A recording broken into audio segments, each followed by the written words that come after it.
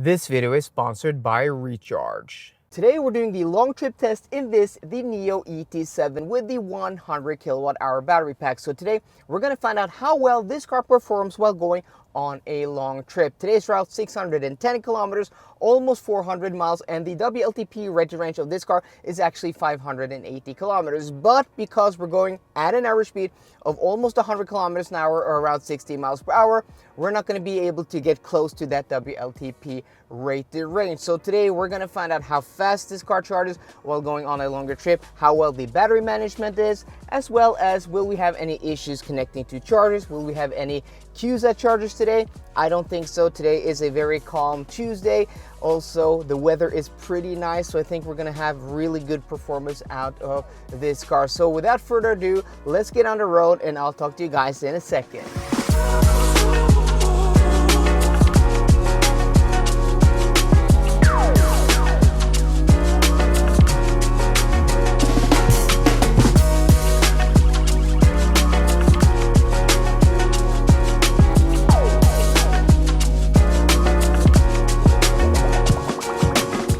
Are now Oscar Mike, and a little bit of a different angle than usual here on the first update on the long trip test, and that's for a few reasons. So first off, this car does not have a kilowatt hour per 100 kilometers readout, so we do have to do some calculations. It will show us here the actual total consumption, 18.5 kilowatt hours per 100 kilometers, and then if you scroll down, yes, I'm trying to focus, I'm just swiping the screen. Nomi, very annoying. Nomi's gonna probably prompt me and interrupt me a few times here.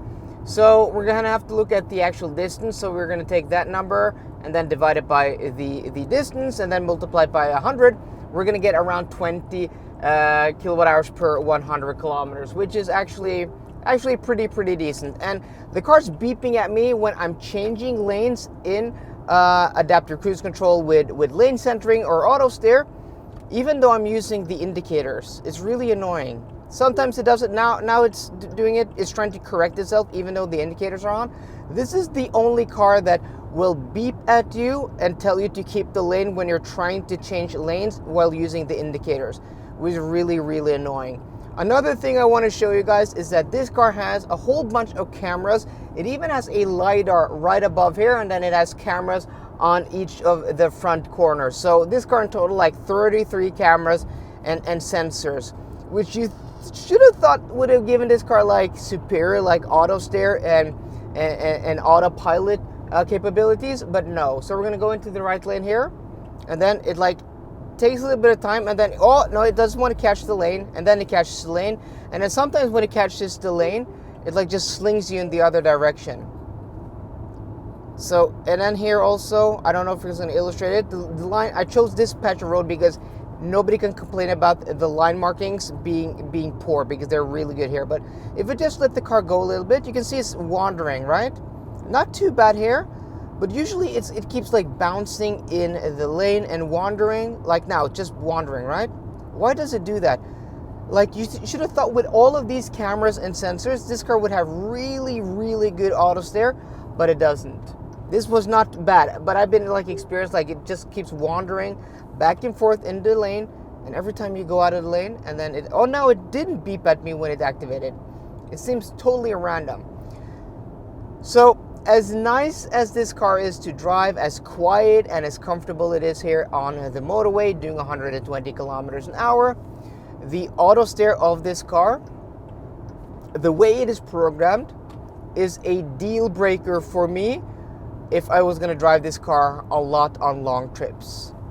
I don't, so it's not a deal breaker for me. I'm going to be filming, the next video is my review of this car, and I really do like this car, but a few things like here, like it's uncanny. Look at this, guys. Look how it keeps bouncing. I have not experienced that in a car, a modern electric car, in a long time, especially a car with LiDARs and sensors, and it just beeps and bongs every time. And there, you just saw it nudged me a little bit when it found out that we weren't now in the lane. It's not smooth at all. And then if we also like have an on-ramp on the right side here, it won't recognize the on-ramp, and then sometimes it just jets you out into the lane again. Yeah, super annoying, not refined at all. And this is absolutely something NIO have to work on, because auto steer, lane centering, adaptive cruise control in this car is far behind the Japanese, the Koreans, the Germans, and the Swedes and other like Chinese brands. Yeah, not good at all. But okay guys, that was the update. We're going to continue on now. We're at 79% stated charge with that consumption, around 20.3 kilowatt hours per 100 kilometers. And this beautiful weather today, completely cloudless and 11 degrees Celsius. It's 11 o'clock in the morning, and it's gonna just get warmer and nicer as the day progresses. So I'll catch up with you once we get to our turnaround point in Kristiansand.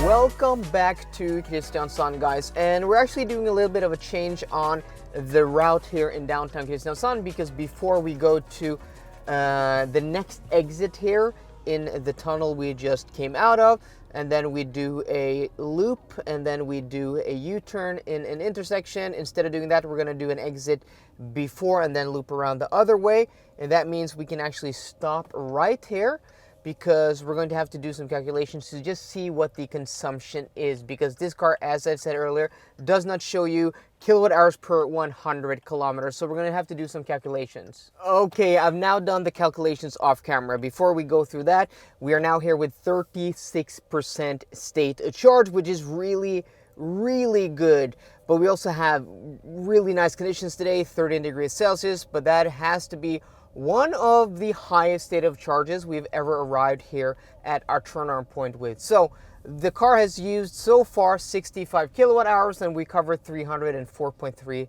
kilometers. So what we have to do is we have to take that number, divide it by the distance, and then multiply it by 100. We get an average consumption of 21.3 kilowatt hours per 100 kilometers, which is actually quite good considering this size of vehicle. And also, once we hit the coast, started moving southwest towards Kristiansand, we didn't have a tailwind anymore of about 1 meter to 2 per second. We have a crosswind instead. So we're going to have a crosswind on our way back until we start moving straight north. Then we should have a headwind. So the big question is, according to the car, we have 203 kilometers of range left. I don't think that is very accurate, but I still think we're going to be able to go to recharge in Bambla. There we have a few options on either side of the motorway. We have 125 kilowatt chargers, 150 and 200 kilowatt chargers. I don't think we're going to be able to go further than that. I think that's our safe bet, so that's what we're going to aim for. And I think the distance from here is about 130, 140, 150 kilometers.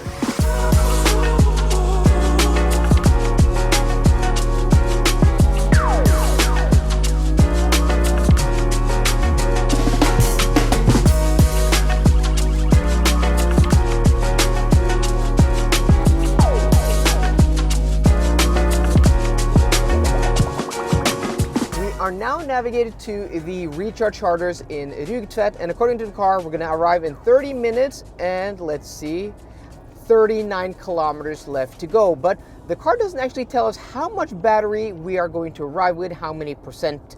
And that is really weird, because NIO only makes electric cars. That is kind of an important feature to have in the navigation system. But if we look at the numbers here, 9% battery left, 51 kilometers of range left, and also 38 kilometers to go, that gives us a buffer of 13 kilometers. So I think we're going to make it, but it's kind of strange that the car doesn't tell us that in the navigation system. That's kind of lacking that feature.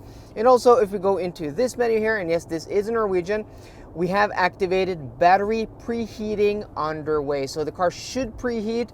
We've also chosen to go to a charging station via this button here. So we filtered out and then navigated to a charging station through that. So the car should preheat, but it's 15 degrees Celsius outside now. I don't know what temperature this battery has to be at to achieve a peak charging speed, which is somewhere between 126 and 140 kilowatts. Neo don't actually quote a peak charging speed from the sheets or technical specs I've been sent, but I've found some information online, and you know, the information varies from 126 to 140 kilowatts. But we're gonna find that out in not very long time when we arrive at our charging stop. Okay guys, we are now here at the recharge charging station here in Rugtvedt by the McDonald's, now charging. We were actually supposed to go to the one on the other side of the road, but there was a lot of people, you know, at those chargers, so it's a little bit more calm here, a little bit better to film. But okay, we arrived here with 2% battery and about 12 or 13 kilometers of range left, so plenty of juice to get here. And also our average consumption, 19.1 kilowatt hours per 100 kilometers, which is actually pretty awesome. That is quite impressive for being such a big car like this. So we'll have to see if the consumption stays that low once we get back to our destination. So we're going to take a look here at the charger here. We connected at 2%. We're now at 12%, and the speed quickly ramped up to around 105. We're charging a little bit quicker now at 107. But yeah, I don't know what's up with this car. I don't know what the charging curve looks like, but 107 kilowatts from a 100 kilowatt hour battery pack at this low percentage, it's not impressive. But I also think the peak of this is like somewhere between 125 and 140 kilowatts. So not the quickest car, but I've calculated that if we go to around 40%, we have about 150 kilometers left to go. I think that will give us enough juice to get back to our destination. Maybe we can even go a little bit lower to 35%, but still means we're going to be charging here for a little while with that slow charging speed. While we're waiting for the Neo ET7 to charge up enough for us to continue our trip, I just want to give a huge thanks to today's video sponsor, Recharge, who do operate this charging station with 8 of these Campfire chargers. So here, there is a lot of space to charge, and also they have 2 other charging stations in the close vicinity. They have one over the road by the Shell station with another 8 chargers, and then they have a new one by the Esso station, which also have like 8 or 6 that hasn't opened yet. So here in this close vicinity, in the very near future, they're gonna have like 24 chargers, which is pretty insane. So across Norway, Sweden, and Finland, they are actually the largest charge point operator in the Nordic countries with 4,000 charging points across all of these countries, making them the largest independent charge point operator in the Nordics. So if you want to support the channel, go to the link down below and find out where the closest recharge charging station is. So again, a huge thanks to Recharge for sponsoring today's video. Welcome back to our starting point here at the recharge chargers at Esso in Slepen. We arrived here with 6% battery and 32 kilometers of range left. And even though the car doesn't tell us how much battery we're going to ride with, my calculations and estimations brought us here with kind of low state of charge. 6% is low enough. I'm satisfied with that, though optimally I would have liked to arrive here with maybe 2 or 3%, because that means a shorter charging session and a better posted time for this car. But considering the tools we have and don't have, I think that is good enough. And also, as I said throughout this video, this car doesn't actually give us consumption in kilowatt hours per 100 kilometers, but it gives us the consumption per trip in kilowatt hours. And I've had to, every time I stop, note down the consumption and then add that up. So in total, we use 117.8 kilowatt hours, and this trip is 610 kilometers. We take that number divided by the distance, multiplied by 100, we get an average consumption of 19.3 kilowatt hours per 100 kilometers. And I think, considering the size of this car, this is a huge 4-wheel drive, 650 horsepower performance electric luxury sedan. I think that is actually pretty good, even though conditions today were very good. But okay, you guys are here at the end of the video because you want to know how many minutes this car spent charging on today's trip. So the Neo ET8 used a total of 20 minutes to go 610 kilometers, or almost 400 miles in this long trip test. So a few caveats here. At those, chargers we charged at the Campfire chargers, the maximum amperage is 300 amps, and that was our cap. That's why we didn't get more than 110 kilowatts of charging speed. But this car seems to be limited at 350 amps because this charger we're connected to now actually delivers up to 500 amps. and the car is telling me maximum 350 amps and a peak charging speed of 126 kilowatts. So even though we went to a different charger, if there was a different charger in the vicinity, there wasn't anything close by, but if there was, we would have been able to charge a little bit faster, maybe 10% faster over maybe 10 to 30, maybe, because now we're already down to almost 300 amps at 29%. So for a short period of time, we would have been able to charge a little bit faster. So I think even though the charger was limited to 300 amps, it is quite representative of what we would have been able to get at a faster charger. Maybe we would have saved a minute, maybe a minute. And also, NIO is known for their battery swap technology, but there isn't a battery swap charging station on this route that we could have used. There's one, which is about 15 kilometers up the road. So either we could have changed the battery like 10 minutes into the trip, or we could have changed the battery at the end of the trip. But the thing is, maybe that would have been a viable strategy, charging for a little bit less time and then going to that battery swap charging station. But we are so close to our goal that the 5 or 6 minutes the swap is going to take, we would have been able to gain the range that we need to go. I mean, it's basically downhill. So once we get to the top, we're actually, to be honest, we're actually not using any energy at all. But if it was flat, charging for like 2 minutes would have given us enough time. So what is the conclusion here? So I know this may be a long outro. We were able to go 463.2 kilometers before we had to stop and charge. Very impressive. This car is quiet, it's comfortable, auto steer is terrible, stereo is not good, and also it bings and bongs a lot, and also slow charging, especially considering how big this battery is. So great range, great comfort, great space in here. So it's kind of good for long trips, except for the auto steer is terrible. One of the worst I've encountered. The stereo is also terrible, and the charging speed is also kind of terrible. So I'm kind of split on this car, because where it should be good, it's not good. So we'll see in my conclusion in my next video, which is the actual review of this car. But I actually like this car, you know, taking all its flaws into account.